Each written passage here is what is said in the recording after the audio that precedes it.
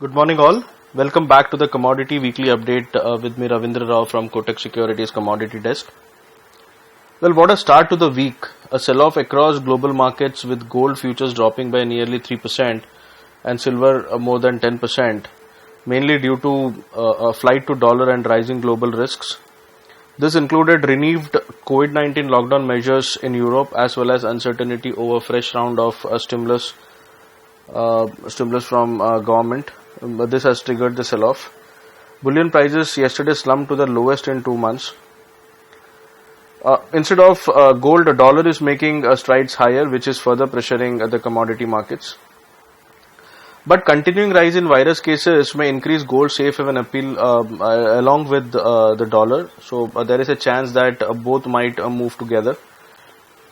Also supporting gold price is the loose monetary policy stance of the Fed and other central banks, uneven global economic recovery, increasing US-China tensions, Brexit uncertainty and the like. ETF flows have been a little mixed, which shows the investors are not very convinced about the short-term move in gold. As we have seen yesterday, after a break of the support of 1906 on the COMEX, it came down below 1890, but at the end of the day it recovered and it scaled back above the support of 1906. So ETF investors are waiting for a breakout and for a direction on the higher side to again get into gold. Looking ahead, Federal Reserve Chairman Jerome Powell will testify to the House Financial Services Committee on the CARES Act on Tuesday and House Select Subcommittee on the coronavirus crisis on Wednesday. So traders will be focusing on this event to take a cue on the Fed's stance. On the technical front, 1906 was penetrated yesterday, but the close above that support shows that buying is re-emerging at lower levels. However, until it sustains above 1906. There is a chance it might fall till 1860, but if it sustains above 1910, we might again see gold moving up.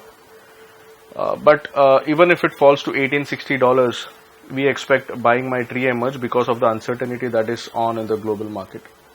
In case of silver, 2350 and then 2250 is a very strong support on the COMEX, $2250. Until that holds, the overall long-term view still remains intact, and buying might re-emerge. On the MCX, gold now the support is near 49,900, 49,800, which has kind of become a double bottom. Below that, we might see fresh selling coming in, or else we might see a pullback till 50,800 to 51,000. And if sustains above that, it might even go further higher. So overall, the long-term bias still remains intact, but the short-term bias has become slightly choppy. And we might see technical selling if the support once again breaks, but at the lower levels we might again see buying re-emerging. In case of energies, crude also weakened with other commodities and equities yesterday. Prospect of higher supply from Libya is also weighing on the price. However, OPEC's willingness to take additional measures, forecast of lower US crude production, decline in US crude oil stocks and rig counts, and continuing recovery in Chinese economy might trigger buying at lower levels. Increased storm activity in the Atlantic has also lent support and might lend support going ahead to the price. On the technical front, we expect a broad range move, $38 on the lower side in case of WTI crude oil and $42 on the higher side. In case of MCX, 2,800 would act as a good support, and on the upside, 2,980 to 3,000 would act as a good resistance. We expect a range move this week, and the bias would be slightly lower when it goes higher. So on the higher side, we might see selling pressure coming in. In case of base metals, except nickel, all the base metals ended on a positive note last week. Nickel ended with a loss of almost 1.3%. The metals pack sought support from optimism over demand from top consumer China after data last week showed that industrial output accelerated the most in 8 months in August, while retail sales grew for the first time in 2020, suggesting the economic recovery is gathering pace. Going forward for the week, we expect both these factors to continue to lend support to the prices. Apart from encouraging data from China, upbeat factory activity data from other major economies like US and Eurozone may also lend support to the prices. For the week, focus may be on preliminary reading of manufacturing PMI from Eurozone as well as US, wherein further improvement in factory activity numbers may fan demand hopes. On the technical front, nickel and zinc, both as we mentioned last week, are still in that evening star bearish pattern.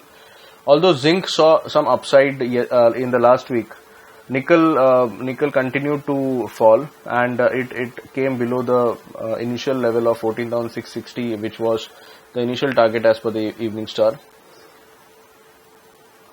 So in case of nickel, we might again see a sell-off coming in until the evening star resistance holds. In case of zinc, after an initial upside rally, we had seen zinc falling in yesterday's session. In zinc, the evening star pattern still holds because the resistance of $2582 on the LME has still not been penetrated, and we expect until that holds, we expect price might trade with a downside bias. Even if it goes higher, we might see selling pressure coming in. On the lower side, however, the cap would the floor would be around 188 on the MCX, and in case of in case of LME, the floor would be somewhere near 2450. In case of other metals like copper, made a new high, made a new recent high last week. However, it did not sustain. So until 6,850, 6,860 holds, we expect a range move in copper as well, with on the lower side supported at around 6,680, and on the higher side 6,850 to 870 would be the cap. On the MCX, 534 to 536 would be the resistance, and on the lower side 520, 517 would be the support. We expect this range to continue, and below that, if it goes, the new range might come up. So overall, the base metals also looks little mixed, with nickel and zinc looking slightly, nickel especially looking lower, and zinc may trade with a range, but the undertone as per the technicals looks slightly weak, and copper looks to trade in a broad range. Well, that's all in this edition. Thank you and have a fantastic trading week.